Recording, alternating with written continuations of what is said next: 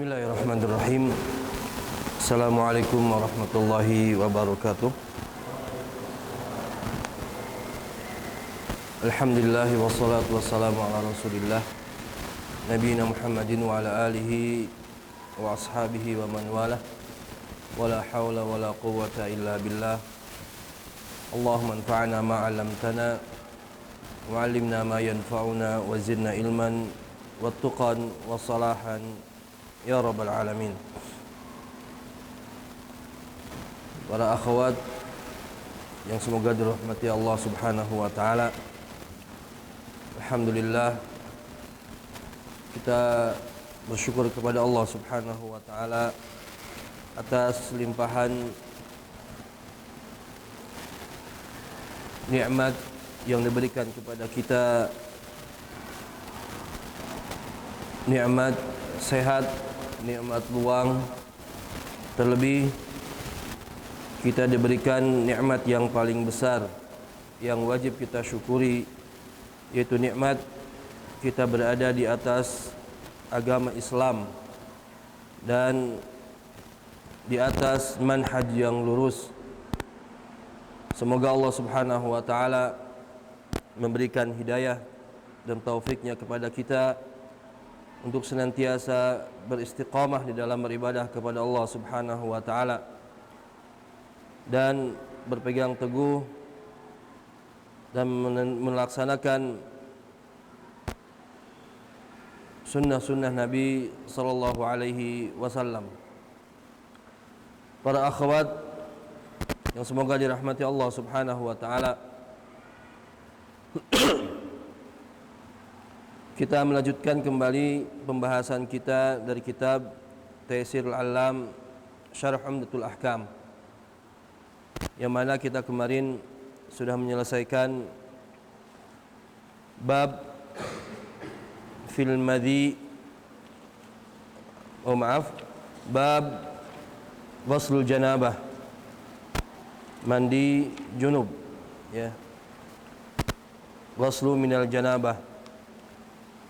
Tentunya kita masih dalam kitab At-Taharah, kitab tata cara bersuci, dan kemarin kita sudah membahas bagaimana bersuci dengan atau bersuci dari hadas kecil dengan berwudu, ya, kemudian bersuci dari najis, dan diakhiri dengan tata cara mandi jinabah. Dan pada kesempatan siang menjelang sore ini kita masuk ke bab, tentunya masih bagian dari kitab At-Taharah, cara bersuci.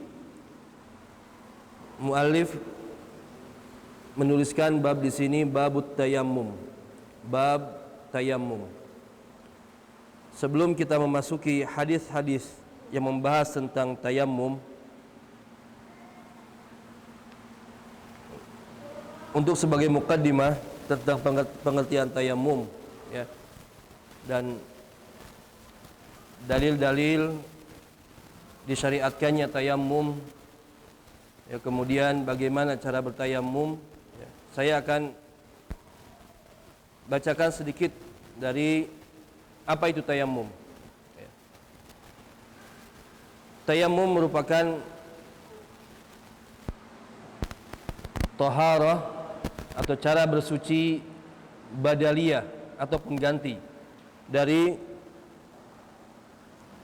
bersuci yang asal atau yang asli, yaitu berwudu. Jadi bersuci itu ada dua: bersuci dengan berwudu, mensucikan hadas kecil atau hadas besar. Kalau hadas kecil dengan berwudu, kalau hadas besar dengan mandi jinabah. Nah, kalau tayammum adalah cara bersuci yang kedua. Dan tayammum ini mengangkat hadas kecil ataupun hadas yang besar, ya. Tayammum secara bahasa artinya al-qasdu, yang artinya maksud, ya, wala tayammamul khabitha, dan jangan kalian bermaksud dengan hal yang jelek. Maka di situ artinya tayammum. Tayammum di situ secara bahasa artinya adalah bermaksud. Adapun arti tayammum secara syariat ya adalah taharatun turabiyatun tashtamilu ala mashil wajhi wal yadaini inda adamil ma'i au adamil qudrati ala isti'malihi, yaitu bersuci dengan tanah atau semisalnya, yang mana mencakup mengusap wajah dan dua tangan ketika tidak adanya air atau tidak mampunya memakai air. Jadi tayamum itu adalah bersuci dengan tanah, ya, dengan apa? Dengan mengusap wajah dan tangan, kedua tangan. Dan nanti kita akan bahas bagaimana caranya. Ketika tidak adanya air ataupun tidak mampu memakai air karena sakit misalkan, ya, atau jauh, ada air tapi sangat jauh sekali, sholatnya keburu, waktu sholatnya keburu habis misalkan, atau ada air namun terbatas sehingga persediaan untuk masak atau minum, ya, dikonsumsi tidak bisa, maka di situ bisa dikatakan seperti tidak ada air dan dibolehkan untuk bertayamum. Adapun disyariatkannya tayamum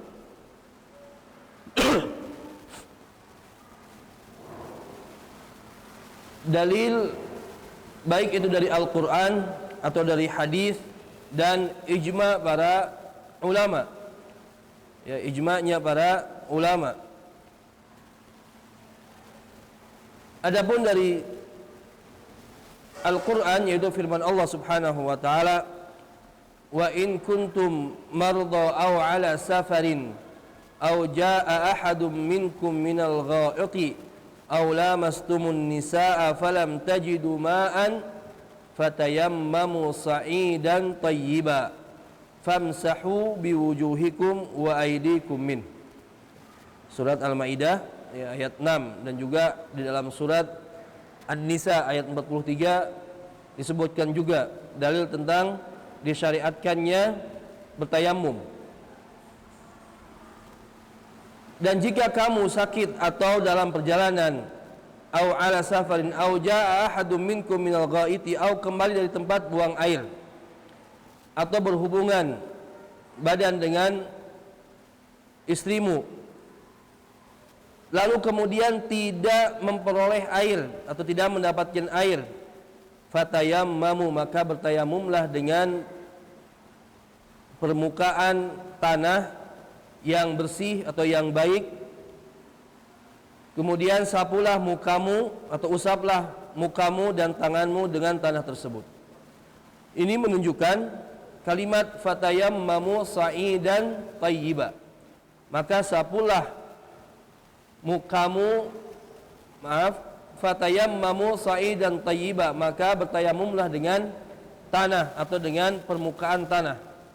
Famsahu biwujuhikum wa aydikum minhu, dan usaplah muka kalian dan tangan kalian dengan tanah tersebut. Adapun dalil dari sunnah atau dari hadis Nabi sallallahu alaihi wasallam, yaitu hadis yang diriwayatkan oleh Imam Muslim dari sahabat Hudzaifah ibn al-Yaman radhiyallahu taala anhu, bahwasanya Nabi SAW bersabda, wa ju'ilat turbatuha lana tahuran idza lam najidil ma'a, dan dijadikan bagi kami atau umat Muhammad sallallahu alaihi wasallam permukaan bumi ini sebagai tahur, sesuatu yang digunakan untuk bersuci, ya, atau untuk tayammum. Jika apa? Jika tidak menjumpai air, atau jika kita tidak mendapatkan air. Ini hadis yang pertama, ya.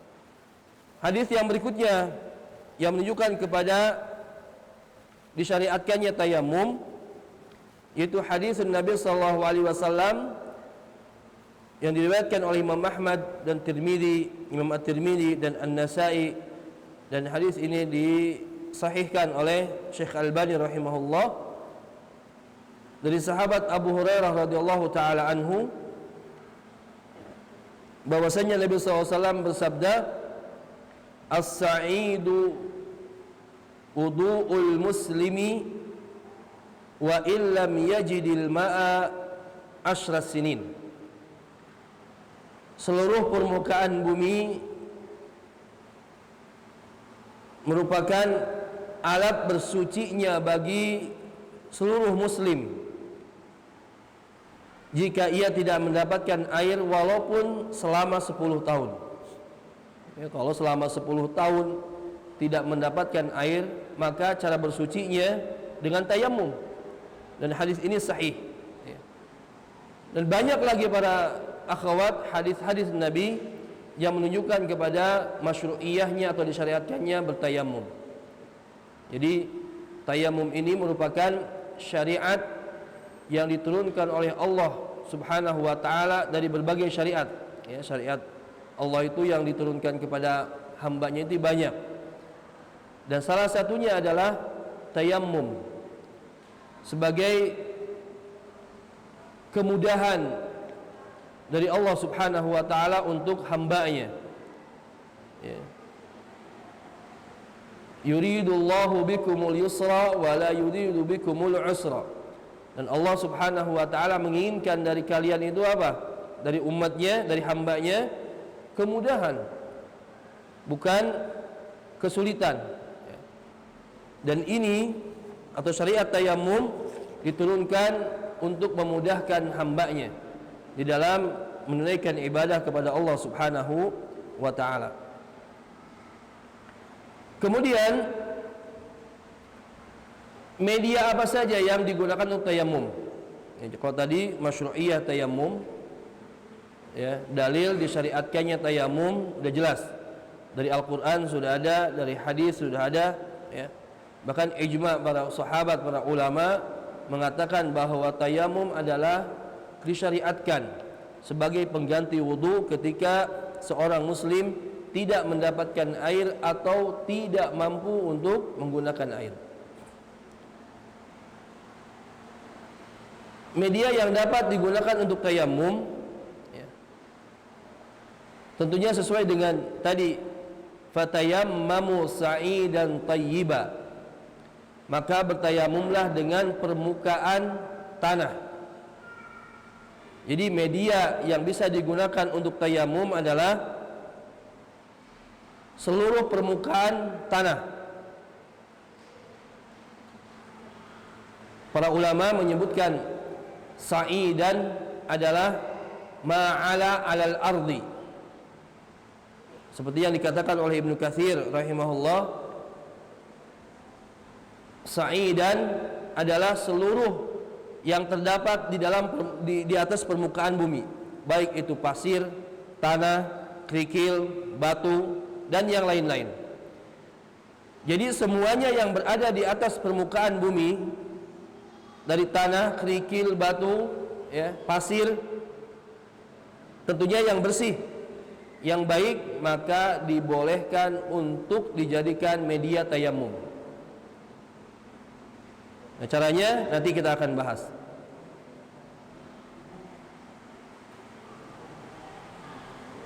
Kemudian hadis Nabi SAW yang menunjukkan terhadap bahwasannya tanah itu menjadi media untuk kita bertayamum. Ju'ilatil ardu kulluha li wa li ummati masjidan wa tahura. Hadis ini sahih diriwayatkan oleh Imam Ahmad dalam musnadnya dari sahabat Hudzaifah ibn al-Yaman, dijadikan permukaan bumi seluruhnya bagiku dan umatku sebagai tempat untuk sujud, masjid, dan sesuatu yang digunakan untuk bersuci. Ya, jadi tanah dan apa yang ada di permukaannya bisa menjadi media untuk dijadikan tayamum. Ya. Bahkan Nabi SAW pernah bertayamum dengan dinding, ya, dengan dinding, seperti yang diriwayatkan oleh Imam Muslim, Imam Bukhari dan Imam Muslim dari sahabat Abu Jaham Al-Ansari radhiyallahu taala anhu, bahwasanya Nabi SAW pernah menghadap atau pernah balik dari arah sumur Jamal, maka ada seorang yang menjumpai beliau dan mengucapkan salam kepadanya. Jadi ketika Nabi SAW balik dari sumur Jamal, ya, ada seorang sahabat yang mengucapkan salam kepada beliau. Namun beliau SAW tidak segera menjawabnya, karena beliau tidak punya wudu atau dalam keadaan berhadas. Maka apa yang dilakukan oleh Nabi SAW? Beliau pun mengusap muka dan kedua tangannya menghadap ke dinding, kemudian meletakkan kedua tangannya, menempelkan kedua tangannya ke dinding dan mengusap mukanya dan kedua tangannya. Kemudian menjawab salam. Ya. Falam yaruddu Rasulullah sallallahu alaihi wasallam hatta aqbala 'alal jidari famasaha wajhahu wa yadayhi thumma radda alaihi salam. Dan Nabi SAW tidak menjawab salam sahabat tersebut sampai kapan? Sehingga beliau menghadap ke dinding, kemudian bertayamum, ya, dengan menggunakan media dinding. Kemudian setelah itu Nabi SAW menjawab salam sahabatnya. Nah, di sini kita bisa ambil kesimpulan bahwasanya media tayamum, ya, bisa jadi selain tanah atau debu yang ada di permukaan bumi, kerikil, batu, pasir, ataupun dinding, ya, ataupun dinding, maka kita boleh bertayamum dengannya. Kemudian keadaan apa saja yang menyebabkan seorang itu dibolehkan untuk tayamum? Keadaan apa saja yang menyebabkan seseorang itu dibolehkan bersuci dengan tayamum? Seperti yang kita ketahui bahwasanya ketika kita mau sholat, maka tidak boleh, ya, hatta sampai apa? Sampai kita berwudu atau bersuci. Ya. Bagaimana kalau kita tidak mendapatkan air? Ya, dari sini kita akan bahas. Ya.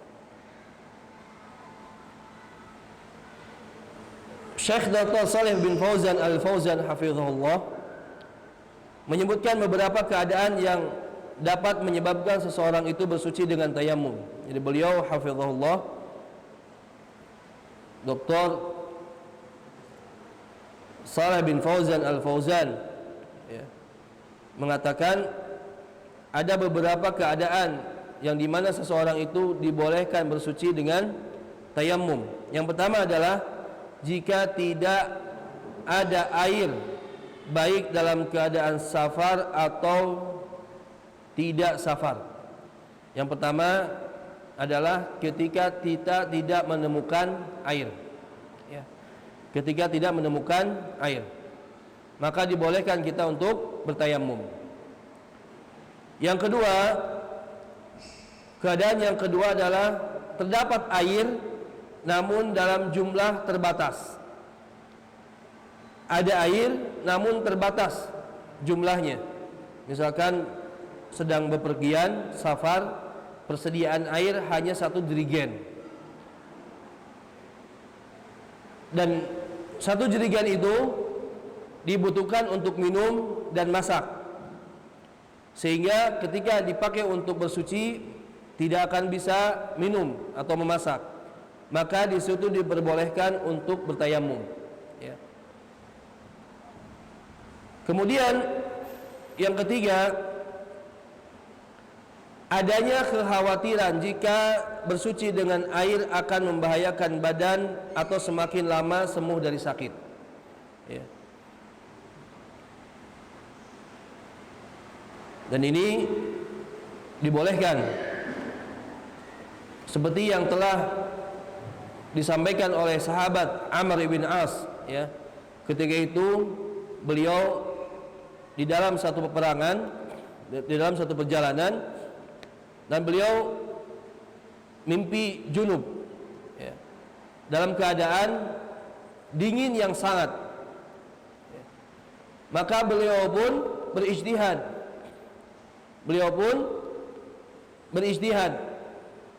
untuk bertayamum.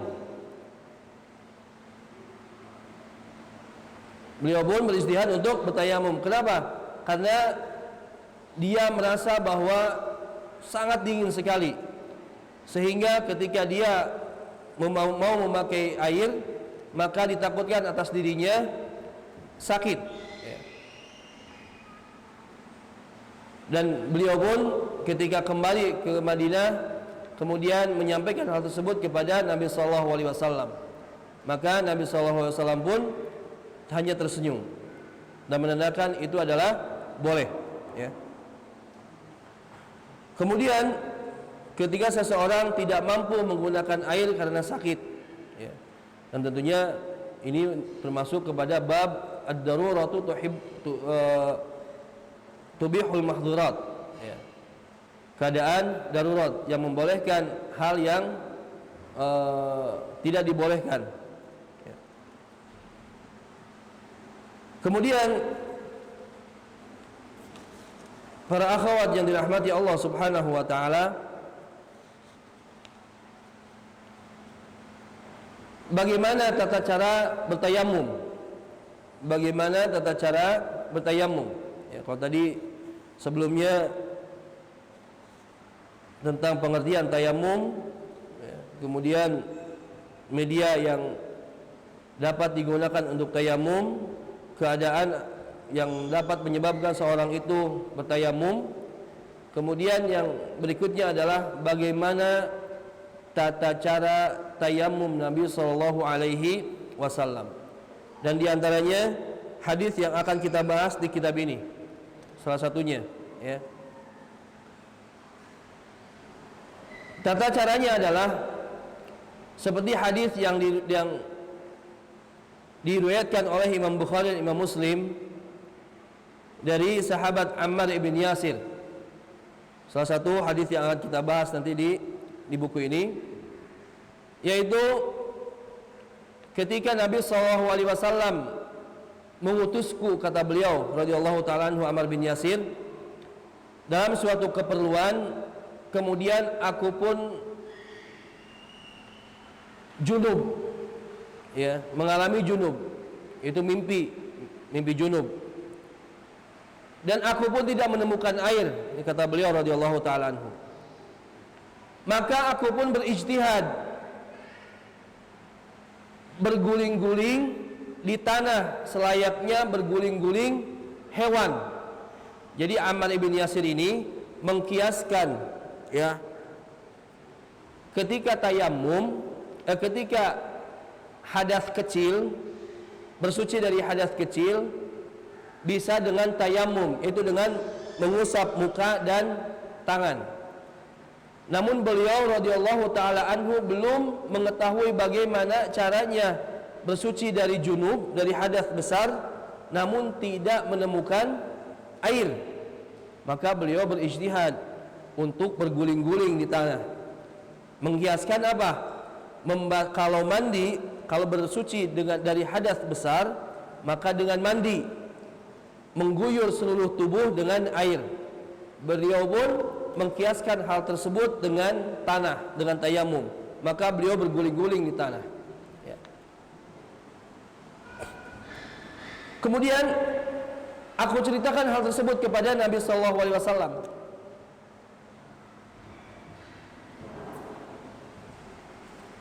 Maka Nabi SAW bersabda, innama kana yakfika an tasna'a hakadha. Wahai Ammar bin Yasir, sesungguhnya kamu itu cukup untuk melakukan hal seperti ini, ya. Kemudian Nabi sallallahu alaihi wasallam fadaraba bikaffaihi darbatan 'alal ardi thumma nafadhaha. Kemudian Nabi sallallahu alaihi wasallam memukulkan dua telapak tangannya di tanah, kemudian meniupnya seperti itu. Summa masaha biha dhahra kafaihi bishimalihi aw dhahra shimalihi bikaffihi.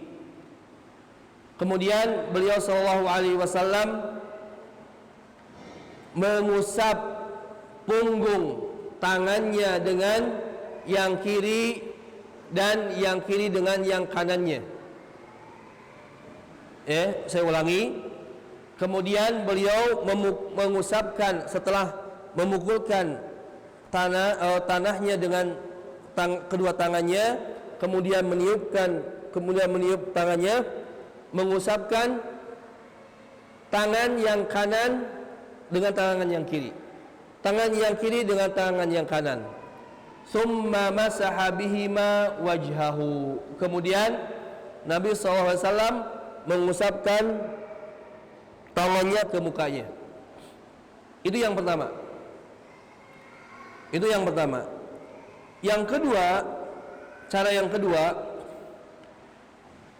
di dalam hadis Bukhari yang diriwayatkan oleh Imam Bukhari, Nabi SAW, atau dikatakan dalam hadis tersebut, wa masaha wajhahu wa kaffaihi wahidatan.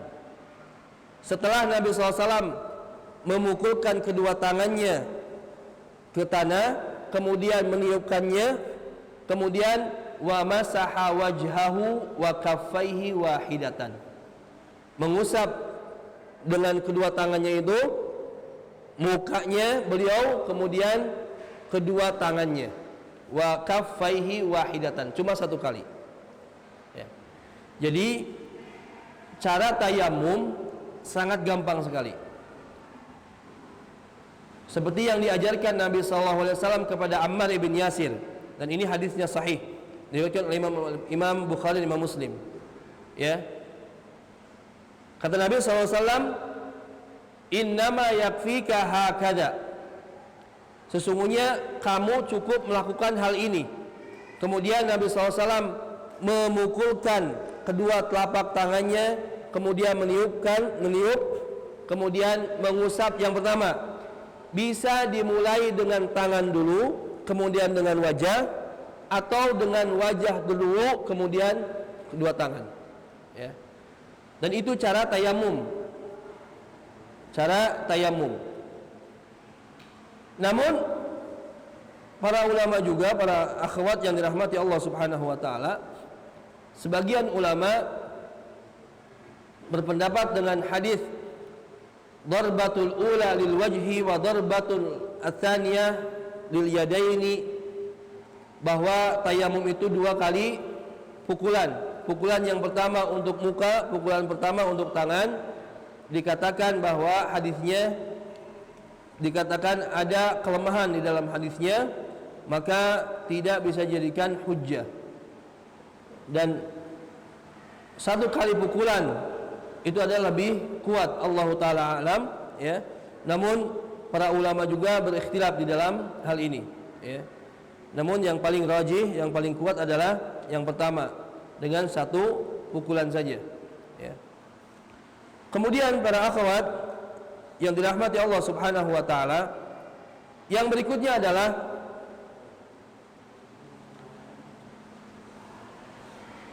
hal-hal yang berkaitan dengan tayamum. Ya, biasanya ada sesuatu yang terjadi atau ketika kita bertayamum disebabkan tidak ada air, misalkan tidak ada air, kemudian kita bertayamum dan menunaikan sholat. Setelah selesai sholat, tiba-tiba turun hujan, misalkan dengan takdir Allah turun hujan, atau ada orang yang membawa air banyak, jumlah banyak, Maka apakah tayamumnya itu dibatalkan, kemudian kita mengulang salat lagi? Ya. Tentunya hal ini terjadi juga di zaman para sahabat dan di hadapan Nabi sallallahu alaihi wasallam. Yaitu sebuah hadis dari Sa'id ibn Al-Khudri radhiyallahu taala anhu. Hadis ini sahih diriwayatkan oleh Imam Abu Daud dan Imam An-Nasa'i, ya. Ketika itu beliau mengatakan, kharaja rajulani fi safarin fahadarat as-salatu wa laysa ma'ahuma ma'un fatayammama sa'idan tayyiba. Ada dua laki-laki yang keluar bersafar, kemudian datang waktu salat namun mereka tidak menemukan air. Thumma wajada fasallaya, kemudian mereka bertayamum, fatayammama sa'idan tayyiba fasallaya. Mereka pun bertayamum, ya, karena tidak mendapatkan air, kemudian salat. Thumma wajada al-ma'a fil waqti, kemudian mereka mendapatkan air setelah salat. Mereka mendapatkan air dan waktu salat belum keluar, belum habis, masih ada waktu salat. Fa'aada ahaduhuma as-salata wal wudu. Salah satu di antara mereka ini kan berdua. Yang satunya mereka mengulangi lagi salat dengan wudu dulu. Walam yu'idil akharu. Yang satu lagi enggak. Dia tidak salat lagi dan tidak wudu lagi. Udah. Ya. Summa ataya Rasulullah sallallahu alaihi wasallam fadzakara dzalika lahu. Kemudian mereka datang kepada Rasulullah sallallahu alaihi wasallam dan mereka berdua mengisahkan tentang hal tersebut. Faqala Nabi sallallahu alaihi wasallam lilladzi lam yu'id. Nabi sallallahu alaihi wasallam berkata kepada orang yang tidak mengulangi salatnya dan tidak berwudu dan tidak mengulangi salatnya. Apa kata Nabi SAW? Asabtas sunnata wa ajza'atka salatuka. Apa yang kamu lakukan telah sesuai sunnah dan kamu mendapatkan pahala salatmu. Berarti cukup, tidak diulang lagi. Kemudian beliau mengatakan kepada yang keduanya, yaitu orang yang wudu kemudian sholat lagi, sholatnya 2 kali dengan wudu. Kalau yang sholat pertama dengan tayamum, kalau yang 2 dengan berwudu. Beliau mengatakan kepada yang mengulangi sholatnya, untukmu 2 pahala. Wa qala lil akhar lakal ajru marrataini. Subhanallah, ya. Dari sini para akhwat, ketika seseorang atau kita, dari salah satu kita dalam perjalanan kemudian tidak ada air, datang waktu sholat misalkan, kita terpaksa untuk melakukan tayamum, maka kita pun bertayamum kemudian menunaikan sholat. Setelah sholat tiba-tiba air datang atau hujan misalkan, maka kita boleh untuk mengulangi sholat dengan berwudu, ataupun kita mencukupkan dengan sholat yang pertama, dan itu dibolehkan. Saya ulangi, boleh mengulangi sholatnya dengan wudu, dengan air, ya, atau dia tetap dengan sholat yang pertama yang bersucinya dengan tayamum, ya, dua-duanya boleh. Apa dasarnya? Hadis yang tadi, hadis yang diriwayatkan oleh Imam Abu Daud dan An-Nasa'i dari sahabat Abi Sa'id Al-Khudri radhiyallahu taala anhu, ya. Kemudian para akhwat yang dirahmati Allah Subhanahu wa taala,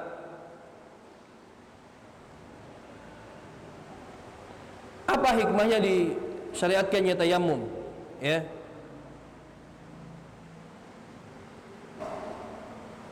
Sesungguhnya ketika kita tadi membaca dalil, ya, wa in kuntum marda aw ala safarin aw jaa ahadun minkum minal ghaiti, ya, di situ tentang disyariatkannya tayamum.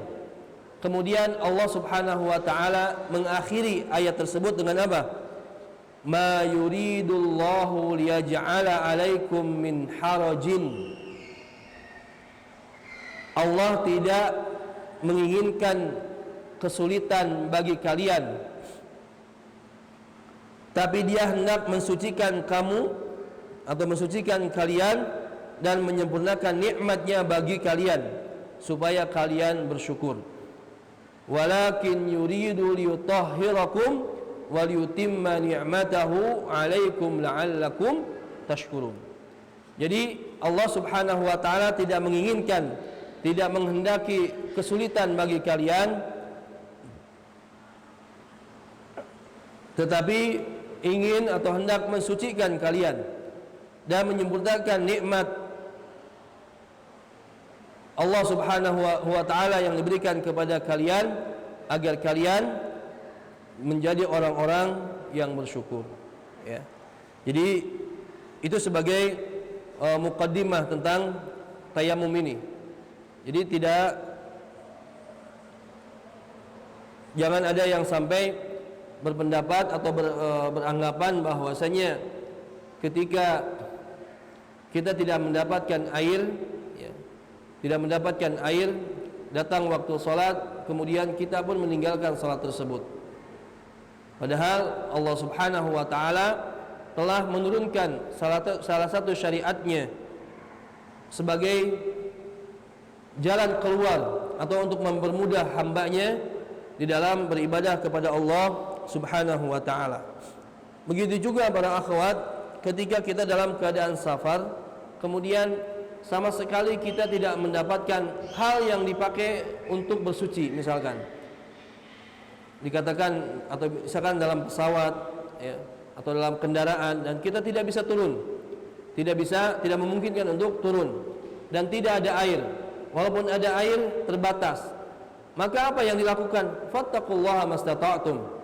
Maka kita bertakwa kepada Allah Subhanahu wa taala dengan semampu kita, ya, dengan semampu kita, ya. Bahkan seseorang dibolehkan ketika sholat, ya, sama sekali tidak mendapatkan air, tidak mendapatkan apa yang dipakai untuk tayamum, misalkan sholat dengan tanpa berwudu, tanpa bersuci. Dalilnya apa? Waktu itu ketika Aisyah radhiyallahu taala anha ummul mukminin, ya, ketika habis perjalanan perang, kemudian beliau radhiyallahu taala anha ketinggalan qiladahnya, kalungnya. Maka beliau pun kembali menyusul atau mencari lagi kalungnya. Dan Nabi SAW mengutus beberapa sahabat untuk menemani atau mencari Aisyah radhiyallahu taala anha. Nah, di situ Aisyah radhiyallahu taala anha menyangka, dan belum turun ayat at-tayammum, ya, belum turun ayat tayammum, maka beliau sholat tanpa menggunakan atau tanpa bersuci. Tanpa bersuci. Beliau radhiyallahu taala anha di situ menunaikan sholat tanpa bersuci, karena beliau tidak mendapatkan air, dan juga ayat tayammum belum turun di waktu itu. Apa yang dilakukan? Beliau radhiyallahu taala anha sholat tanpa bersuci. Kemudian setelah kembalinya kepada Nabi SAW dan mengabarkan hal tersebut, maka turunlah ayat tentang bersuci, ya. Para akhwat yang semua dirahmati Allah Subhanahu wa taala,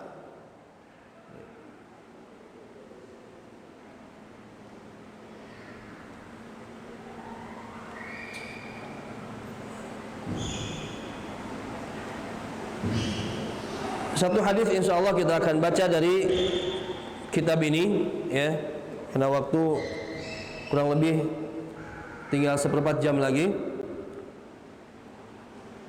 Hadis yang ke-36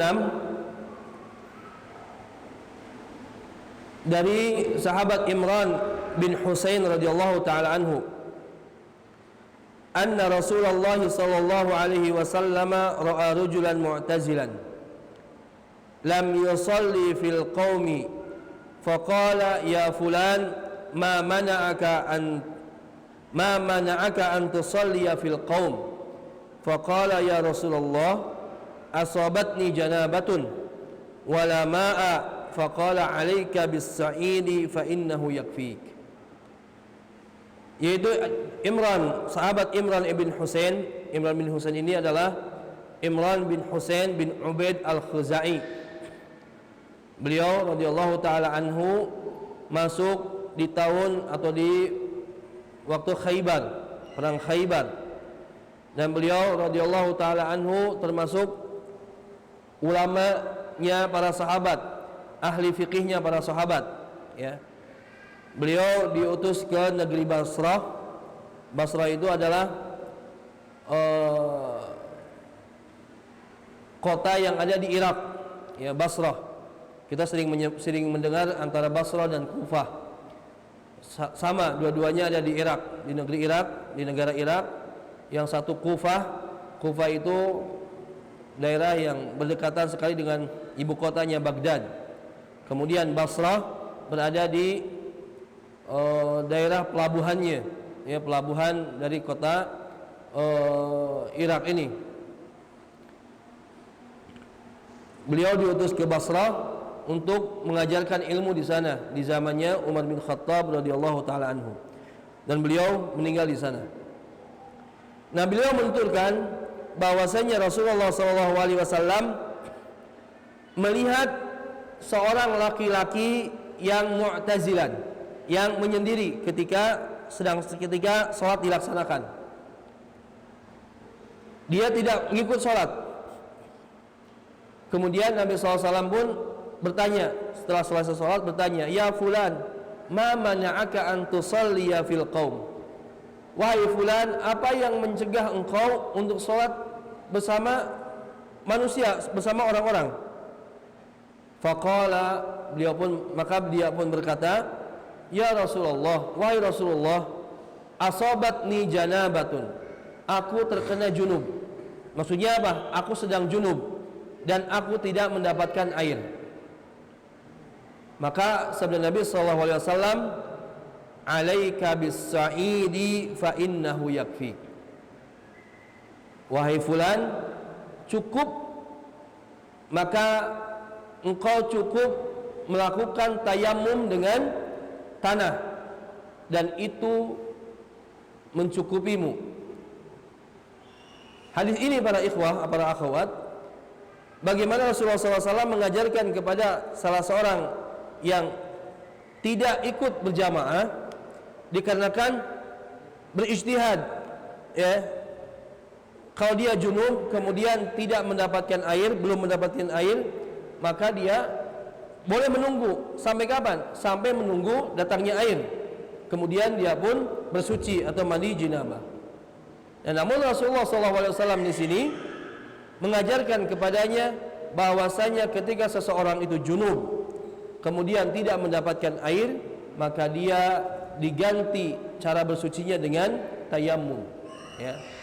Dan hadis ini bisa kita ambil faidah bahwasanya at-tayammum yanubu manabal ghasli fit tuhri minal janabah.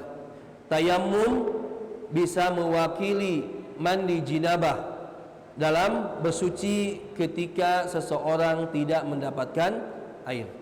Jadi seseorang ketika junub kemudian tidak mendapatkan air atau dia tidak mampu, tidak bisa untuk menggunakan air, maka bisa diganti dengan tayammum. Yang kedua, anna tayammuma la yakunu illa li'adimil ma'i awil muttari biisti'malihi.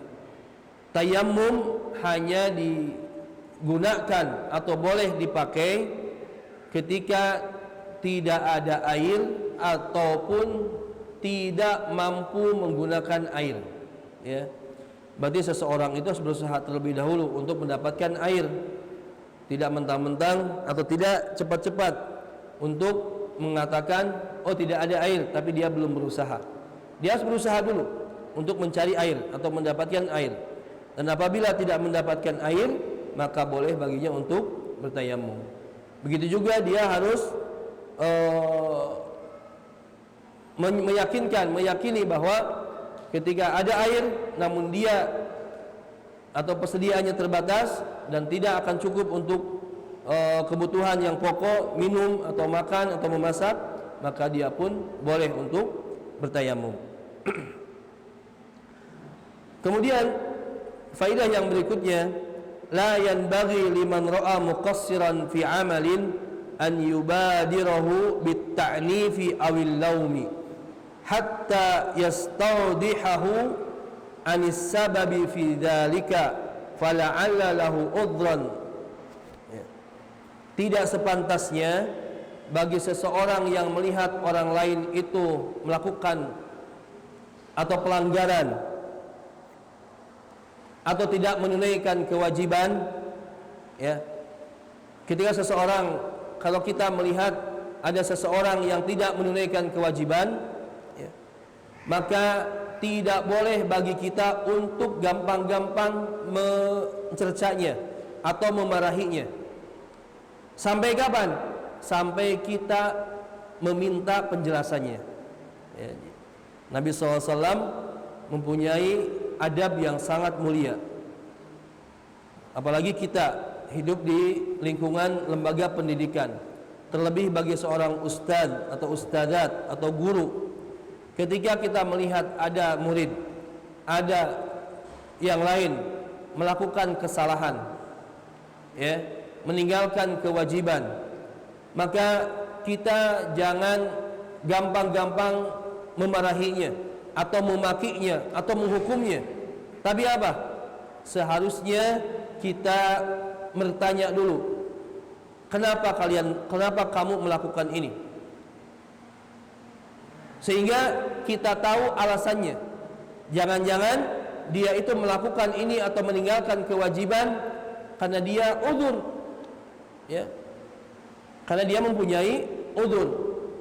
Dan tentunya ketika dia mempunyai udzur, maka dia ma'dzur, dia diampuni sebenarnya, ya, diampuni. Maka dia diampuni. Kemudian faedah yang berikutnya adalah jawazul ijtihad fi masailil ilmi bihadratin Nabi sallallahu alaihi wasallam. Dan ini sudah terlewat, ya. Dibolehkannya ijtihad dalam hal masailil ilmi, dalam hal keilmuan, dan itu di dalam atau pada zamannya Nabi sallallahu alaihi wasallam, ya. Dan ini juga banyak dilakukan para sahabat, ya. Ketika mereka tidak tahu tentang hal dan mereka harus melakukannya atau terdorong untuk melakukannya, maka mereka pun berijtihad dengan keilmuannya mereka. Kemudian setelah itu apa? Bertanya kepada Nabi SAW, menyampaikan kepada Nabi SAW, ya. Dan kadang Nabi SAW mengiyakan, kadang Nabi SAW tidak mengiyakan. Dan itu termasuk kepada apa? Hadis at-taqrir, hadis at-taqrir. Hadis itu ada 3, ya. Ada qauli, ada fi'li, ada takriri. Hadis fi'li, hadis qauli, ucapan Nabi sallallahu alaihi wasallam. Hadisun fi'li, perbuatan Nabi sallallahu alaihi wasallam. Hadis takrir adalah pembiaran Nabi, pengiyaan Nabi sallallahu alaihi wasallam terhadap perbuatan para sahabat. Ini mungkin yang bisa disampaikan pada kesempatan ini. Mohon maaf apabila ada kesalahan. Subhanakallahumma bihamdik, asyhadu an la ilaha illa anta, astaghfiruka wa atubu ilaik. Assalamualaikum warahmatullahi wabarakatuh.